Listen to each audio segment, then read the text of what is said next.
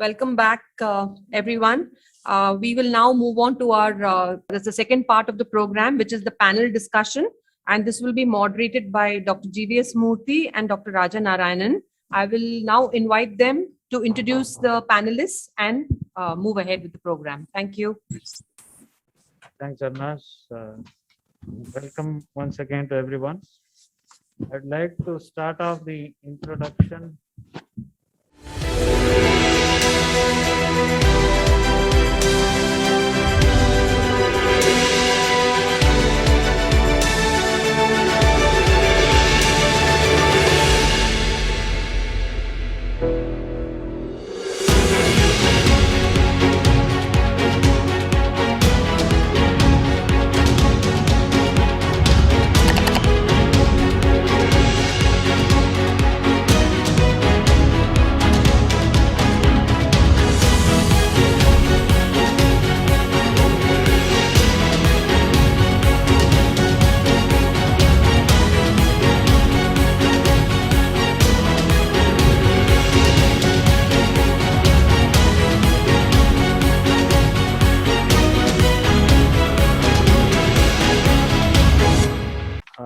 It's my pleasure to introduce once again Dr. Manish Kohli, who accepted our request to be a panelist at the last minute. For those of you who were not there for his first keynote talk, Dr. Manish Kohli is currently the senior advisor at Albright Stonebridge Group, where leads the firm's digital health practice. Additionally, he serves on the standards advisory panel of JCI. Dr. Kohli is duly board certified in clinical informatics and family medicine. He has an MD degree, an MPH, and an MBA from Johns Hopkins University. And I thank you for agreeing to be on the panel. Thank you, Dr. Raja. It's now a pleasure to invite Professor Srinath Reddy, who's the president of the Public Health Foundation of India. He was earlier the head of the Department of Cardiology at the All India Institute of Medical Sciences, Delhi, and later on into the avatar of public health, initiated the Public Health Foundation of India with its network of Indian Institutes of Public Health across the country. He's currently an adjunct professor of epidemiology at Harvard. He won the Padma Bhushan, was awarded the Padma Bhushan in 2005, and holds advisory positions in several national and international bodies, and has recently published Make Health in India, Reaching a Billion Plus. He's also an adjunct professor at the Rollins School of Public Health, Emory, and an honorary professor of medicine at the University of Sydney. He is a member of a number of advisory committees of the governments, including the governments of Andhra, Odisha, Haryana, Punjab, and as of yesterday, the government of Kerala. He was the president of the World Heart Federation, and he's the co-chair of the Health Thematic Group of the UN Sustainable Development Solution Network. Thank you, Professor Reddy, for accepting to be on the panel. If I may add, Dr. Murthy, Dr. Srinath Reddy is also the co-chair of the IHOPE Advisory Board too. Thank Absolutely. you, Dr. Srinath Reddy. Our next panelist on public health is Professor Nathan Kongman, who is the chair of Global Eye Health at Queen's University, Belfast, and director of research and North Asia advisor for Orbis International. Professor Nathan Kongman is a visiting professor at Zhongshan Ophthalmic Center in Guangzhou, and he was based in China for nearly 10 years.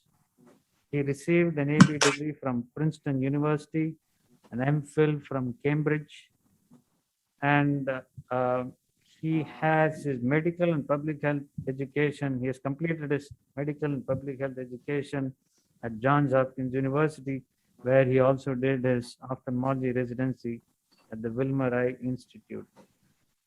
I thank Nathan for agreeing to be on the panel.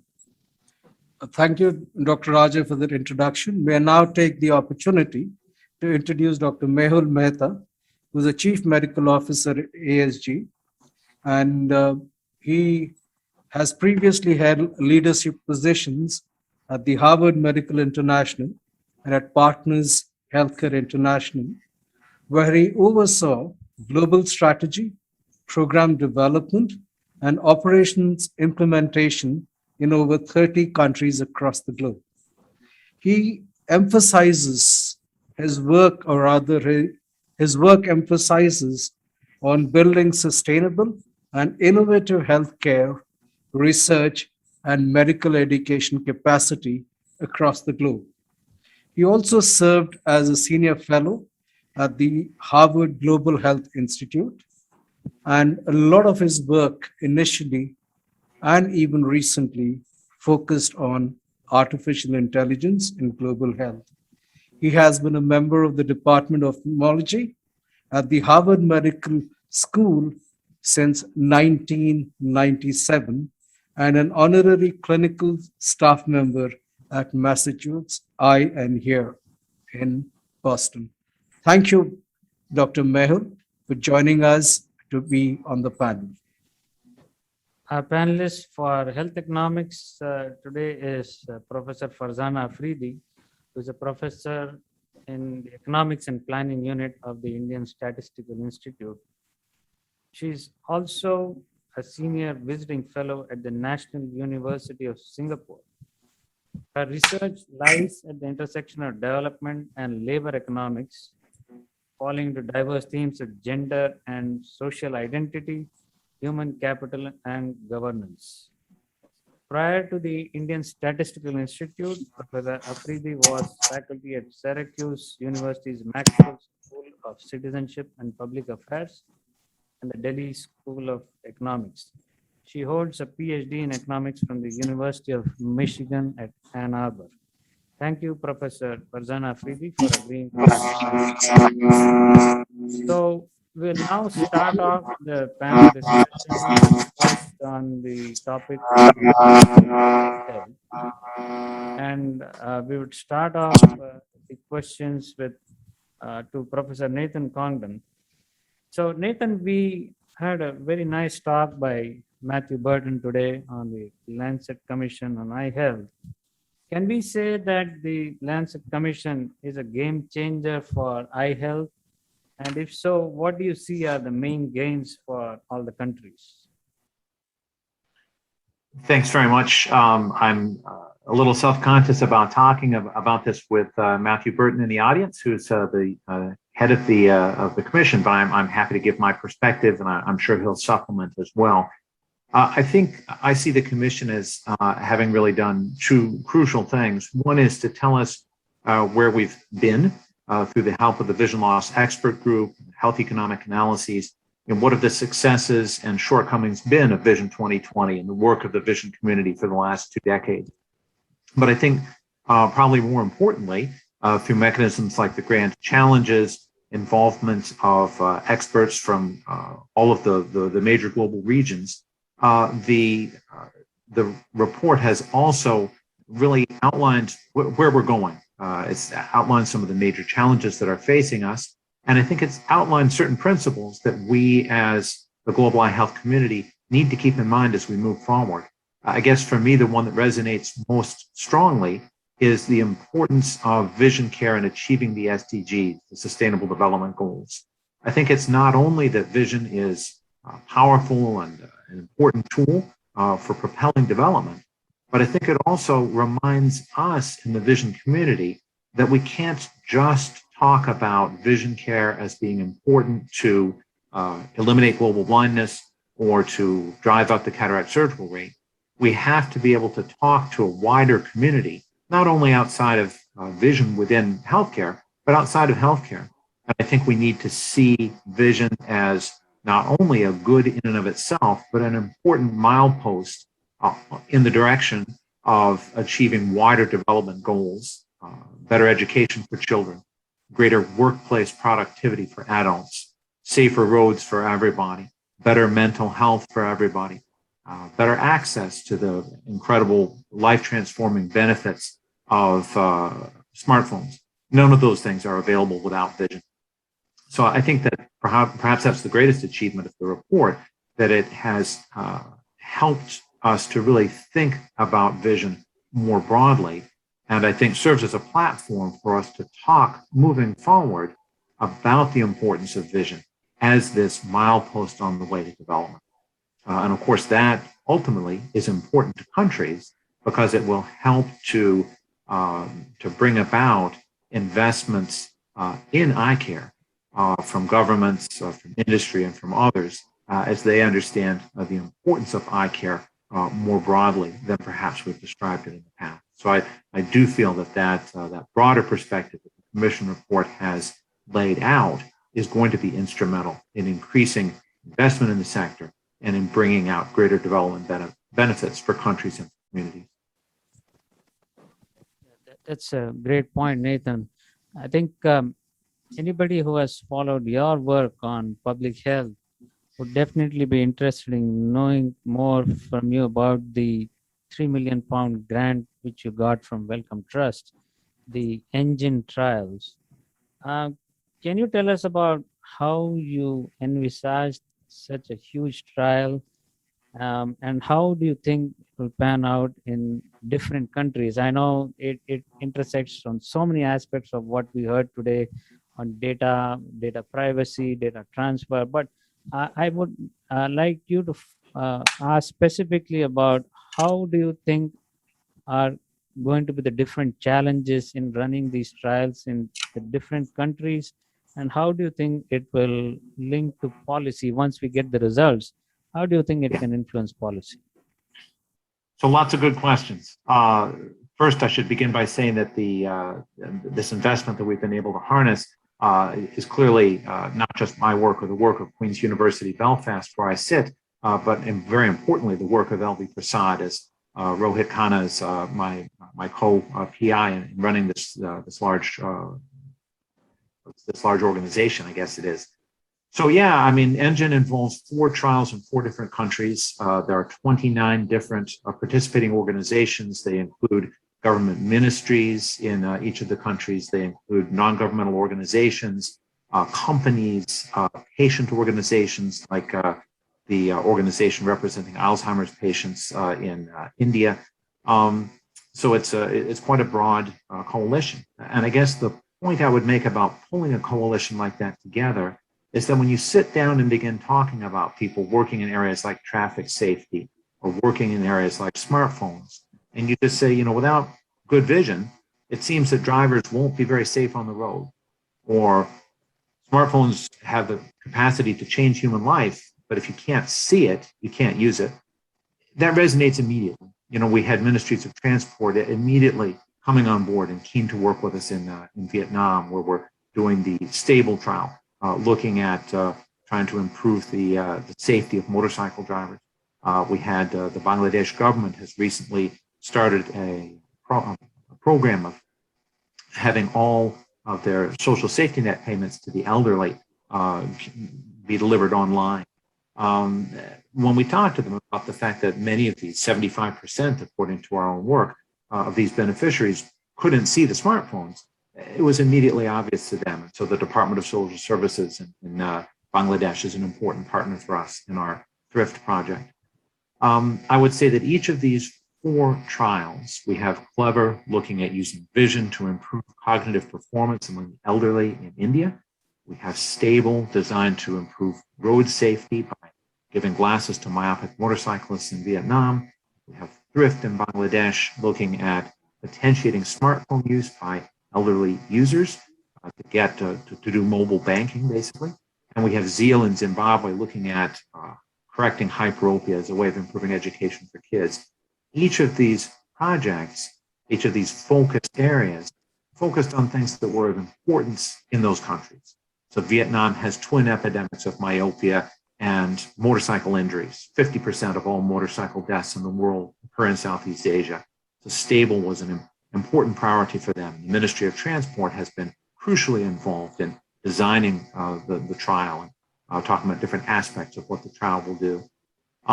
Similarly in Bangladesh, with this big move to digitize social safety net payments, was making sure that these elderly could take advantage of that, what's important to them. In India, 1.5% of GDP goes for the care of people who are suffering from dementia. So there was a natural, strong interest among our Indian collaborators in trying to deal with this problem, doing the first ever randomized control trial to look at how vision could improve that. And in Zimbabwe, our partners include all of the folks that are involved, including the Ministry of Education. They're involved in a national children's school vision screening program. They had a natural interest in looking at how the impact of that program could be improved. So, all of these are designed to achieve policy impacts, and that our confidence that that can happen comes from having sat down with policymakers in each of these countries and stakeholders, patients, those themselves who would benefit, and try to understand what their priorities were and understand how the trial should be structured so as to be at the greatest benefit to policymakers in these areas. Thank you, Nathan. Next, I'm coming. Are there any questions or comments, Dr. Srinath, you have for Nathan? Or any of the panelists have any secondary questions before we move on to the next panelist? If you don't have any secondary questions, then maybe we could move to Professor Reddy. And one of the first things that I'd like to ask you, Professor Reddy, is that, the last 10 years, you'd have seen so many Lancet commissions on health, whether it is diabetes, whether it is cardiovascular diseases, and now the eyes. What difference do these Lancet Global Commission reports on health actually make, and are these useful with the national governments for advocacy purposes or for making any other difference, Professor Reddy? Certainly, I think it's absolutely important for us to recognize that science, however strong it is, has to find fulfillment in meeting a social purpose, which means that scientific knowledge has to be translated into policies and programmatic action. When we publish scientific articles in very eminent journals, quite often it is the strength of the science that is reflected there. But then for translation into policy and programs, you do require scientific credibility, but you also require financial feasibility, operational steerability, and to some extent, political viability.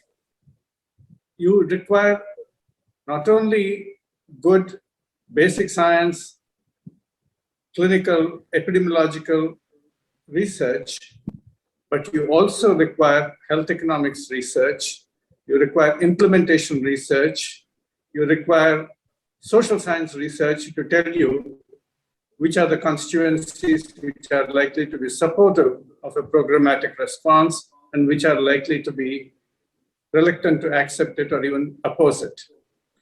So you do require to bring in all forms of research if you want to really put your agenda onto the agenda of the policymakers.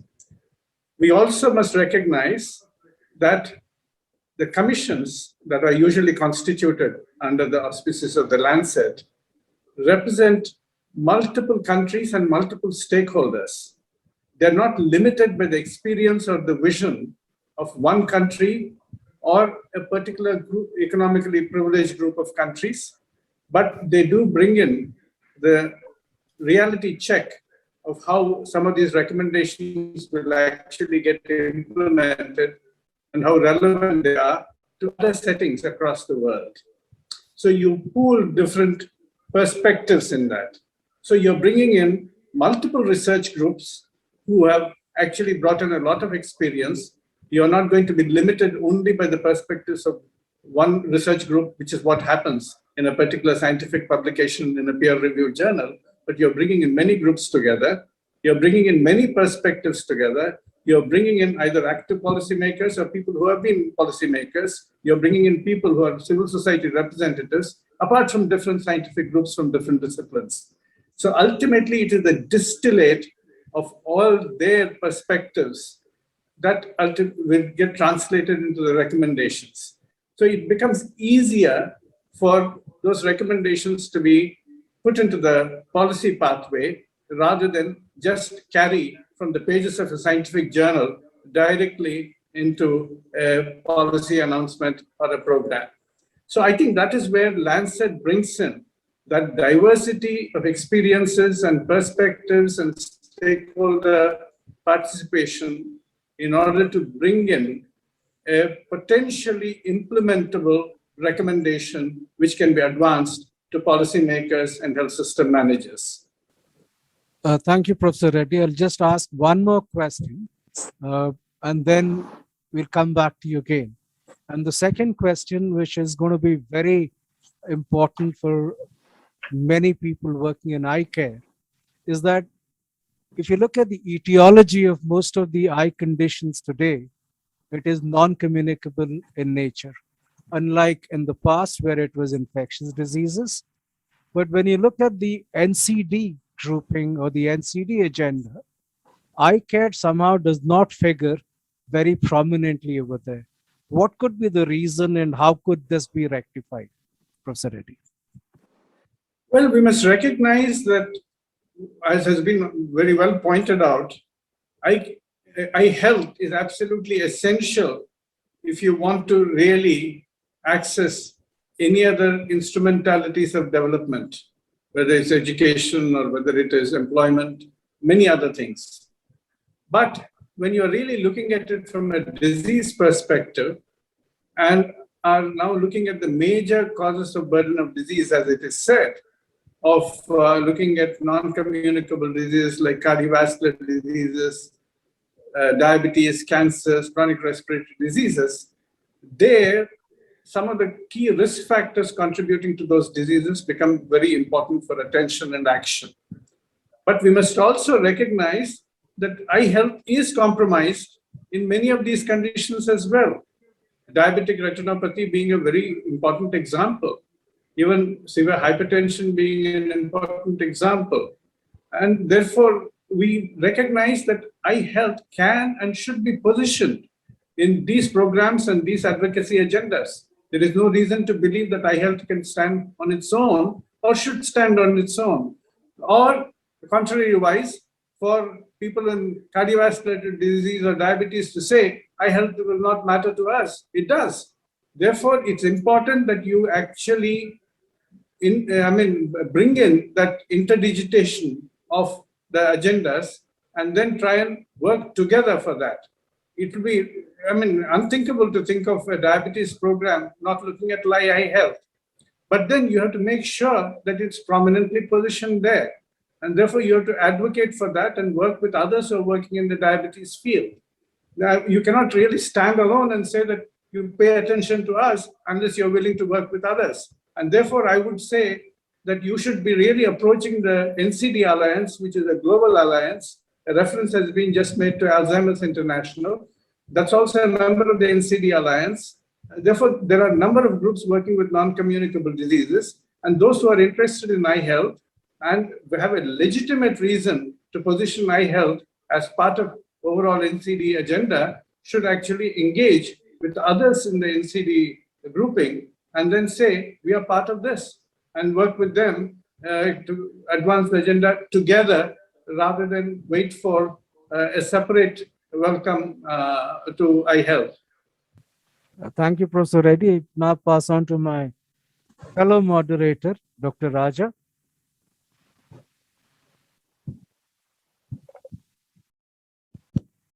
Yeah, thank you once again, Dr. Reddy. We now move on to big data, and I once again thank Manish Kohli for accepting to be a panelist at the last minute. So one of the important or first question which comes to our mind is, as Dr. Rao also mentioned in his introductory remarks, what does big data mean and how does it differ from earlier principles of data management and data analysis? And how does it help in, let's say, regular intervention trials? I think you're muted, Manish. Please unmute yourself. Yeah. So thank you, Dr. Raja. So when you talk about big data, I mean, the definition is it's the data that is attributes of volume, velocity, veracity, validity, and so forth. And when we look at big data in health systems and for research purposes, traditionally it has been data that is confined to what's generated within the health system. And oftentimes it has been within the institution. And as we begin to look at integrated systems of care across institution, you begin to realize that the real power is the movement of data across the care spectrum, regardless of where the patient gets care. But if I put data over a patient's lifetime together, the data that is housed within the health system, whether it's in an EMR or whether it's in paper record, it's only about 10%. The rest of the data still resides outside the four walls. And as we look to the future, we really begin to need to think about tapping into other sources of data, genomics, social determinants of health, and begin to tap into the power of those data sets in a more dynamic and real-time manner. So the future for a research enterprise is really beginning to tap into a federated network, and we need to create that. It doesn't truly exist right now, of data sets across institutions, but I would say across geographies, to be able to glean insights that are not possible in the current day and age. So really, I think the paradigm is shifting quite rapidly. The barriers, again, end up being the willingness to share data, a lot of concerns around privacy and security, and we have to overcome those and have dialogue around that. There's also concern around data standards and portability of data. So the world must agree on how do we make data truly interoperable in healthcare. And I think the last piece is funding for the infrastructure. And again, going back to something I shared earlier, we need to think about investments in healthcare technology not as a cost, but as an investment. And I think the time is now, because the world is moving really fast, and we have some real challenges that COVID has so clearly exposed, that we must be better prepared for the next pandemic, but also to take care of some common healthcare challenges that we face in terms of caring for populations, but also in terms of cost and access to care. Thanks, Manish. Actually, your answer brought up some other points of what Nathan is doing his large trial across 4 different countries. And we are trying to sort out data portability and privacy, looking at different country laws. It's not easy to solve them or get the correct answer legally.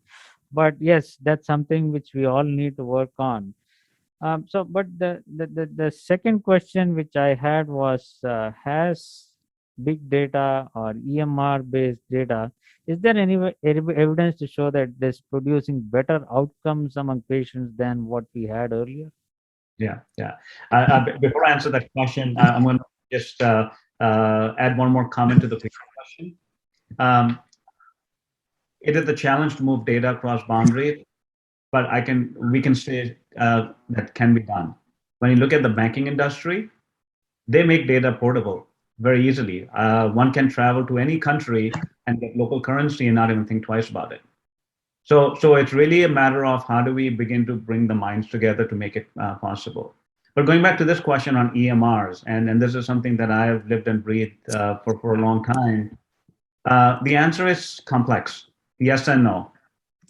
When you really look at studies on EMRs really impacted outcomes, there's not a very clear correlation, but there are nuances to that answer.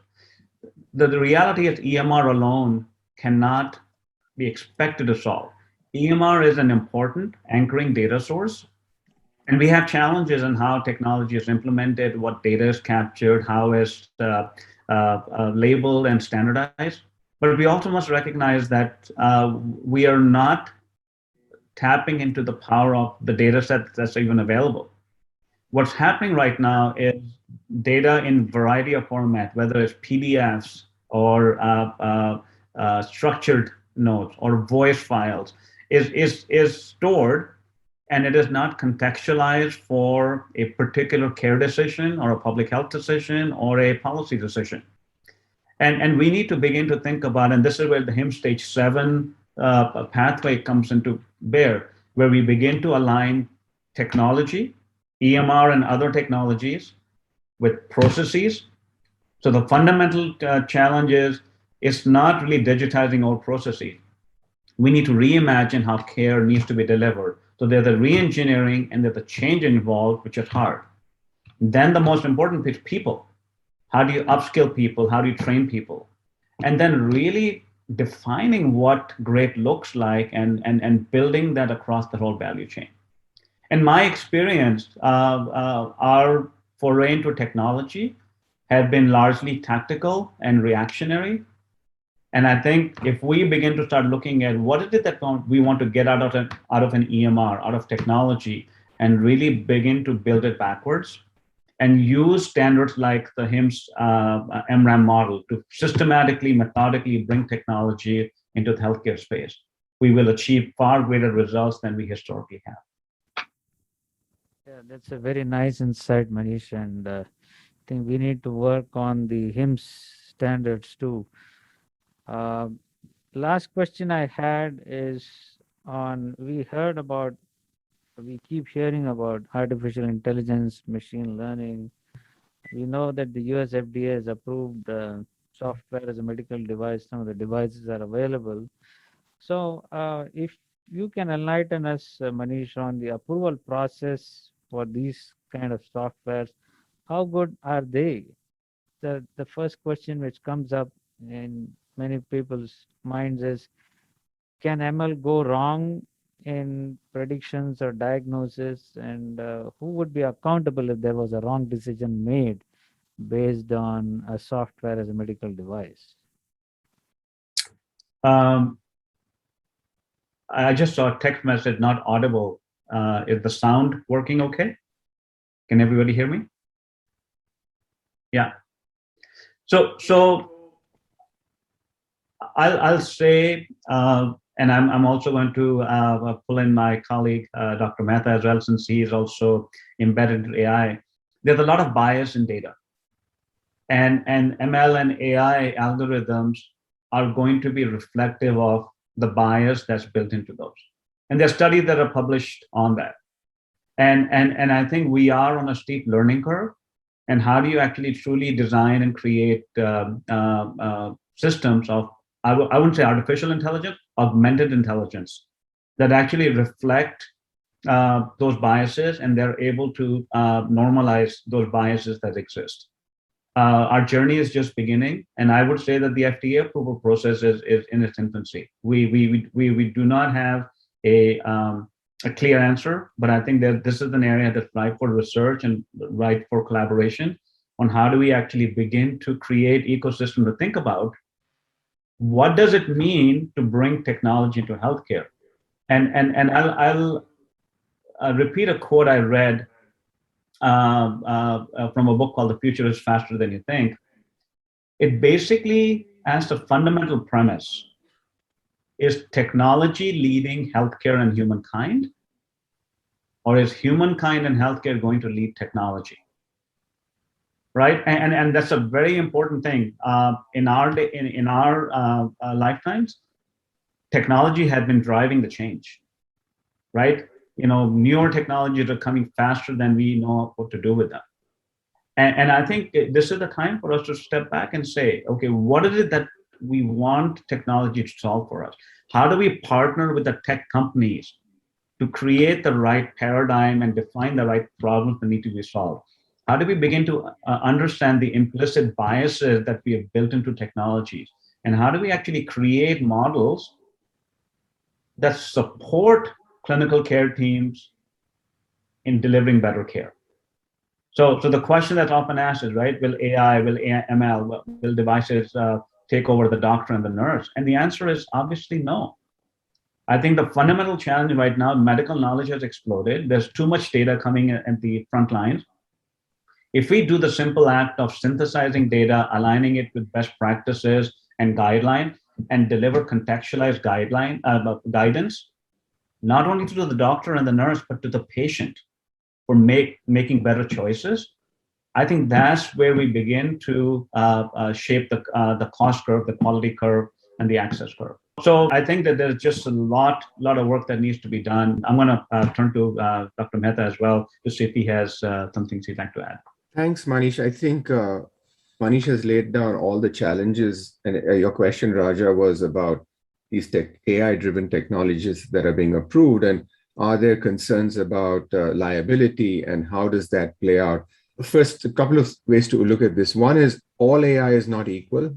I mean, some of the AI we have been doing, we call AI right now, are really statistical algorithms, where it's very clear that the machine is not making a decision, but it's really synthesizing data to provide a direction, in which case the decision maker is still human. I'll tell you where the issue becomes much more complex. When you look at the adaptive learning platforms, especially when you look at what are called generative networks, where how they work, what they work is a black box, and derivative data is created from data sets that are original data sets. In this case, there is a devolving decision-making from human to machine, where machines are making many more decisions. So where does the liability spectrum rest, is your question, is an area that is still very unclear. And policy structures are very immature. The technology has leapfrogged policy in huge ways.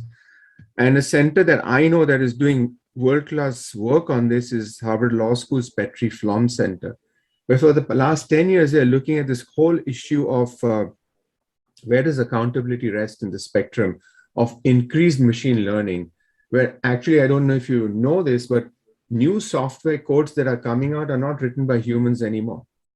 They're actually written by AI algorithms that actually can contextualize it with greater degree of accuracy. Your question is, what should happen in terms of approval?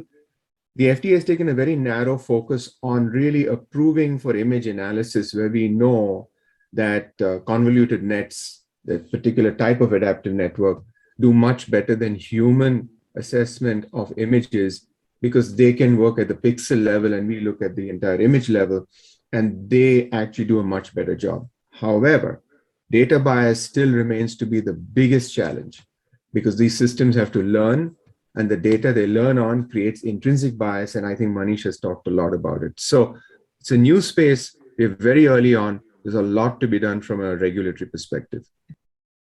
Great insights. Thank you, both Manish and Mehul. Over to you, Dr. Murthy.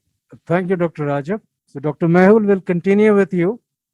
You already have the appetizer, so we'll come to the main course. So there are two questions that I'd like to ask you to enlighten the audience. The first is, if you look at the delivery of healthcare today, what has been the impact of COVID? And you look at the same health systems, there are strengths, there are weaknesses. How can we tide over these weaknesses, and how can we build on those strengths when we look at healthcare for the future? So that's one question, because this is something which you've been doing every day. So over to you, Dr. Mehul. Thank you, Dr. Murthy. So you're asking me to give a score sheet on healthcare systems. Fundamental score sheet with COVID is that they basically failed, right? Every country's healthcare system, which is built on really, let's be honest, built on treating acute care and complex care, especially in the United States. There are some countries that have actually taken a tact of really managing health first, could not keep up with the demands of COVID. And they were on multiple levels. You know, we could not protect our population adequately. We could not treat the acute disease well. We were overwhelmed in terms of just the number of hospital beds available. So what has happened is systems have collapsed or come to near collapse. You saw that occurring in India. Weaker systems have been much more susceptible to it. And public health systems are woefully inadequate. So the first thing that COVID exposed was this artificial public-private dichotomy of healthcare that we have created for economic reasons. We talk of spectrum of, disease and management, but it's really a spectrum of health. Public health and acute healthcare delivery all have to be connected into a spectrum of care delivery. And we don't think of it even when we draw the spectrum of healthcare, the whole journey of the patient. We never think of the public health piece and how it connects. So that is the first thing that is got exposed. And if anything, I think the realization that we have to create a much stronger public health system, but converge it with the quote unquote acute private health care system, complex care system in ways that are much more meaningful than we've done. That's the first thing we realized. The second thing we realized is that though we talk of technology, we really were not that good across the world, except for a few countries, in really deploying technology to manage COVID and cut the hotspots in an effective way. The countries that did it well, South Korea, Taiwan, Singapore, were ahead of the curve. But we really floundered around getting technology at scale. So for all our talk about technology, it's still niche and it's still trying to get the highest economic return. It's not looking at what does technology do to really impact public health in meaningful ways. And there are different examples of that. That's the second thing we learned. The third thing we learned is that the workforce was not trained and woefully understaffed and ill-prepared to deal with this. And that is true globally. And you can see that in the way, anything and everything was used to treat COVID. So the scientific basis was thrown out of the window. And we had also egregious examples by leadership in the United States of this sort of behavior. So that was a big learning.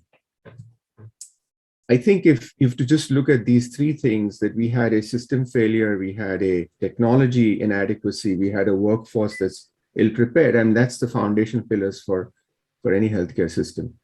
I think how we look in the future is going to be to figure out how we can fill these gaps and what can we do to create newer systems of care that'll actually bridge this so that we don't deal with this in the future, because there is going to be another pandemic. It's not a question of, is there going to be? The question is, when will it be?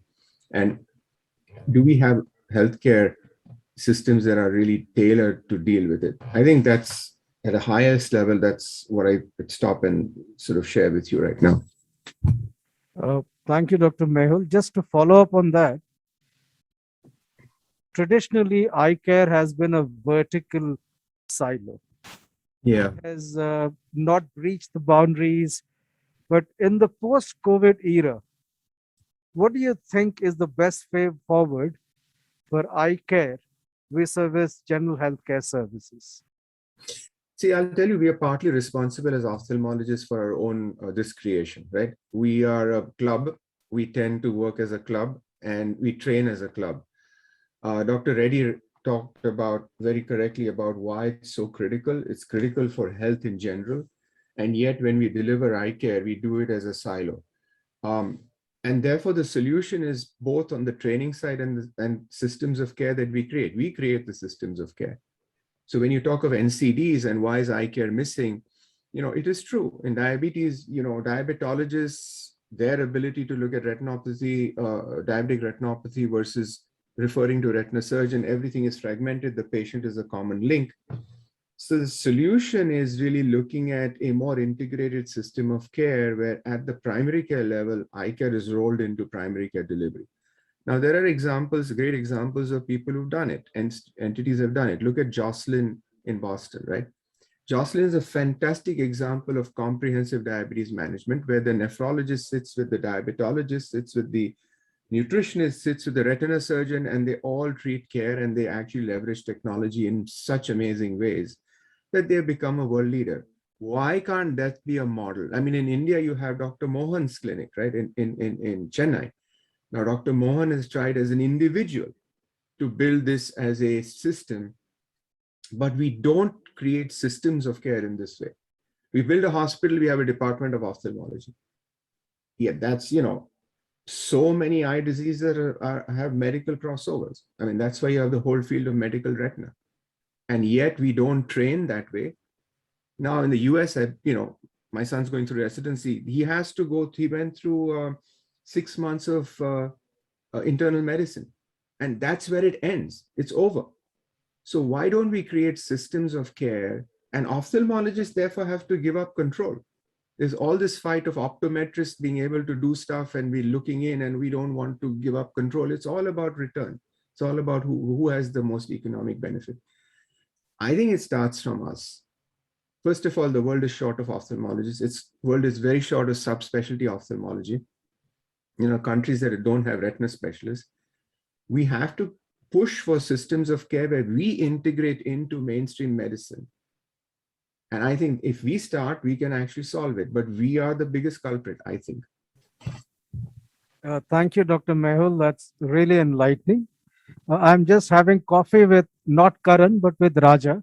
So I'll just pass on to Dr. Raja for the next set of questions. Thank you so much again, Mehul. That was wonderful to hear from you. Now we'll move on to our health economics section. And if we have Professor Farzana Afridi, I wasn't aware that she is now in Singapore and it's late evening over there. So if Professor Afridi, we can start off with the questions. And you have worked on gender aspects of healthcare. And we have seen in our data too, if Vipin can corroborate, we have patients who skew towards males who access care at our tertiary center and the bigger cities, whereas at the district level or lower level, at the village center level, we have more women accessing care. But I would like to listen to your inputs. In fact, Matthew Burton also shown some data on gender disparity.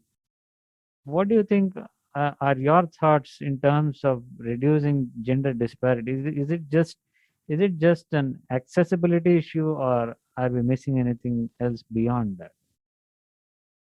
Thanks for having me. So my perspective is going to be totally of an economist. And unlike the rest of the panelists, I don't have a background in medicine. So economic theory basically would give us some insight into why we would see gender differences in access and utilization of medical care. So when we think in terms of households as units which decide how to distribute resources amongst the different members, when it's looking at older members as opposed to children, as opposed to women and men within the household, then economic theory, what it suggests to us is that as economists, we think of the returns that you're going to get when you allocate those resources to individual members. And you want to allocate resources in such a way that the returns you get are the highest possible, right? So what do we mean by those returns? Investments which we make in individual members' human capital. So that's education and that's health. All of them are made with a sense of, what are we going to get at the end of it in terms of returns? And those returns are typically, you can think of it in terms of, let's say, labor market returns, right? So I want a healthier, a more educated child, let's say, because as a parent, few years down the line, I'm going to get those returns as an investment in the education and the health of the child. So in a similar way, I think when we think it from a gender perspective, the value that we attach to investments in women within households is lower. And that stems from the fact that the returns that we perceive from those investments are low because the labor market returns, what are women going to do with better health? It's the same as it is with education. Because the opportunities that they might have in terms of using those investments, in terms of reaping the returns to those investments are limited, either because of demand constraints, there isn't enough demand for the kind of work that women might prefer to do, or their norms and culture and cultural constraints, which tend to not allow women to use those investments in relatively more productive ways as opposed to other members of the household. So there's been a lot of work which was done, for instance, in the 1980s, you're looking at Bangladesh, India, other developing countries. And there was very interesting data looking at, just looking at food distributions within households. And what you see is that households would tend to allocate lower food, as in the nutritional intake of older members of the household, women in the households tend to be less than it is for the men and the ones who are active in the labor market. Because when you're looking at a household which is constrained in terms of the resources that they have, which is the case in countries like India, Bangladesh, where poverty is endemic, you want to allocate in such a way that you're going to get the highest returns possible. So when we use that same theoretical argument and we look at what is happening in terms of access to healthcare and utilization of healthcare, you would see the same theoretical implications playing out there.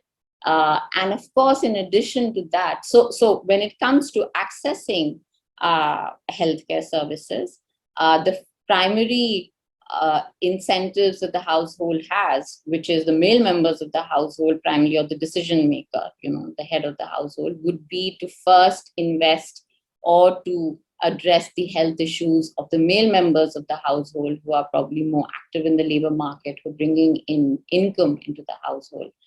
And we see that playing out both in urban areas as well as in rural areas. So I'm not sure that I would agree with you that in rural areas, women tend to access health services better. There is one reason why, if you compare between urban and rural, you might see relatively more women, but not as a proportion of the population necessarily, accessing healthcare services, because the government has been investing in last mile delivery of primary healthcare, particularly antenatal, postnatal care, maternal delivery, providing conditional cash transfers, and the system of ashas that have been created at the rural level to cajole and inform households about the importance of providing maternal care, immunizations, and so on and so forth. So my perspective, of course, is coming more from the public health side rather than the private healthcare. And definitely, again, when we think, you use the same argument that you would have for education and transpose it to the health sector, then again, and we had this discussion right now when, Dr. Mehta was talking about the public healthcare as opposed to the private healthcare.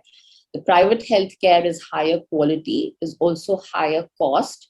So when it comes to deciding, again, in terms of allocation of resources and where are you going to get the higher returns, then you might prefer to send a woman to the public health system rather than to the private health system, because you don't value the life of or the health of that particular member of the household as much as you may of other members who are more active or more engaged, or whose returns in terms of economic returns are higher. So I think that is my 2 cents worth on that. I also wanted to kind of, elaborate on, again, what Dr. Mehta was talking about in the public versus the private healthcare. Where I think when he mentioned that we have created a sort of 2 different sectors, the public and the private, but it's the same. I think, again, there is a parallel between what we see in the education sector and what we see in the health sector. In the and I do work a lot on education, so that's why I'm trying to draw parallels between the 2 of them. We see that the rich in developing countries usually abandon the public sector, as the public education sector has also been abandoned. The reason being that it is very poor quality.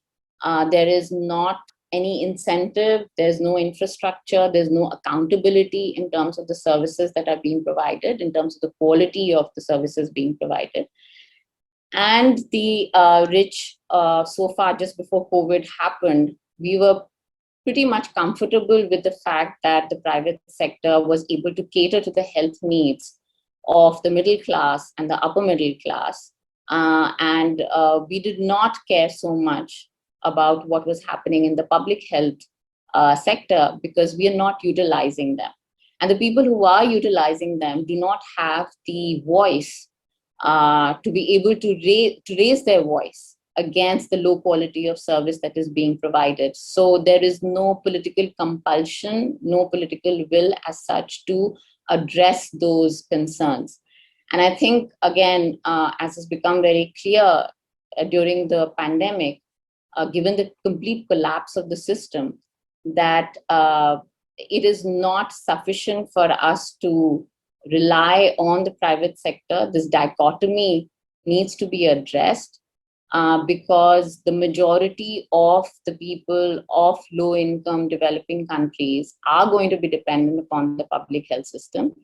And so, given that India's the proportion of GDP which it spends on public expenditure is very low if we compare it with other similar middle-income countries, it's abysmal. Infrastructure is abysmal. So some of us who, during the pandemic, for instance, would have preferred to go to a private hospital, for example, and we know that there weren't enough beds, enough personnel available to provide care, ended up in public hospitals, were absolutely and completely appalled by the lack of infrastructure, basic infrastructure.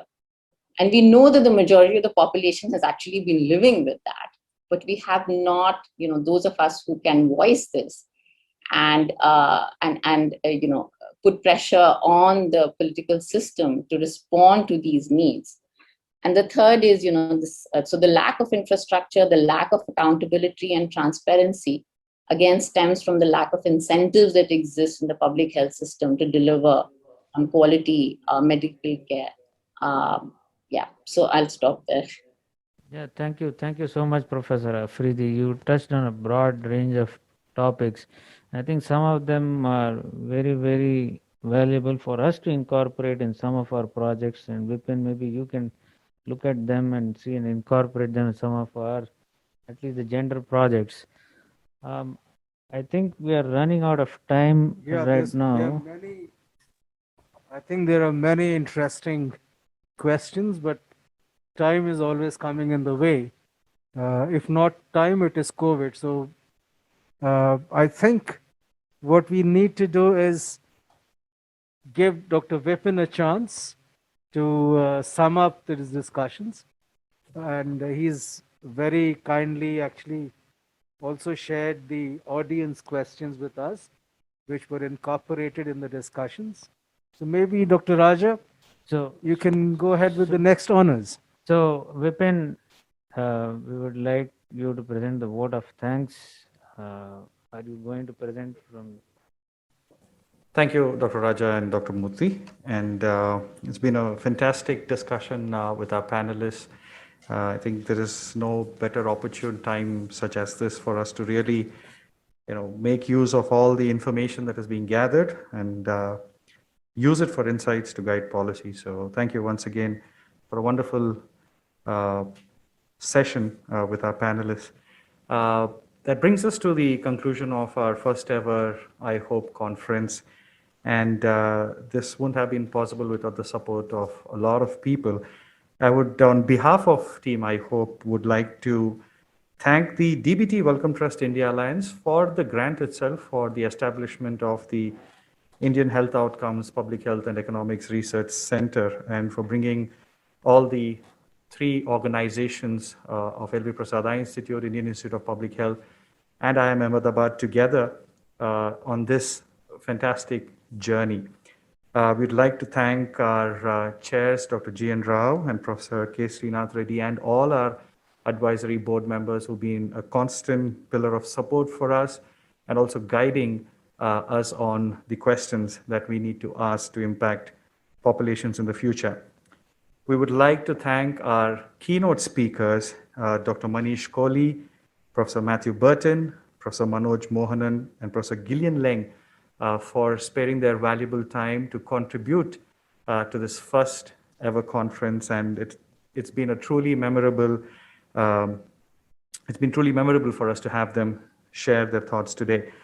We would also like to thank our panelists, Professor Farzana Afridi, Professor K. Srinath Reddy, Dr. Manish Kohli, Dr. Mehul Mehta, and Professor Nathan Congdon for a very interactive and informative discussion, and also kind of giving a direction to some of the pressing questions that we can really look at answering in the years to come. We'd like to thank our audience. I know an online audience and a hybrid conference is always a challenge, but these are very niche areas that are evolving today, which will truly define what we will be able to understand the challenges that we face in eye care and also impact policy in the future.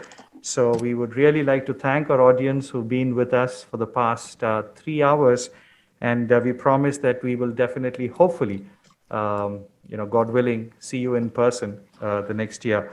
And we would also like to thank our communications team, our education team, our audiovisual team, our hospitality team at the LV Prasad Eye Institute for all your help over the past couple of months for helping piece together this conference today. And last but not the least, thank you, Team IHOPE, for being there.